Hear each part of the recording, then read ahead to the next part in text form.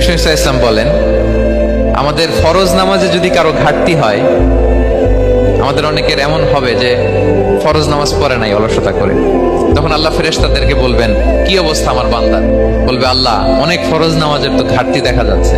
তখন আল্লাহ বলবে, উনদুরু হাল্লি আবদি মিন তাতাওয়ু, ফরজে যদি ঘাটতি থাকে দেখো তো আমার বান্দার কিছু নফল নামাজ আছে কিনা।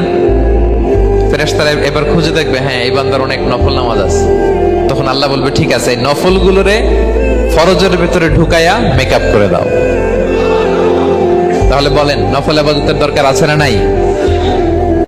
বিষ্ণু ইসলাম বলেন, আমাদের ফরজ নামাজে যদি কারো ঘাটতি হয়, আমাদের অনেকের এমন হবে যে ফরজ নামাজ পড়ে নাই অলসতা করে, তখন আল্লাহ ফেরেশতাদেরকে বলবেন, কি অবস্থা আমার বান্দার? বলবে, আল্লাহ অনেক ফরজ নামাজের তো ঘাটতি দেখা যাচ্ছে। তখন আল্লাহ বলবে, উনদুরু হাল্লি আবদি মিন তাতাওয়ু, ফরজে যদি ঘাটতি থাকে দেখো তো আমার বান্দার কিছু নফল নামাজ আছে কিনা। ফেরেশতারা এবার খুঁজে দেখবে, হ্যাঁ এই বান্দার অনেক নফল নামাজ আছে। তখন আল্লাহ বলবে, ঠিক আছে, এই নফল গুলোরে ফরজের ভিতরে ঢুকাইয়া মেকআপ করে দাও।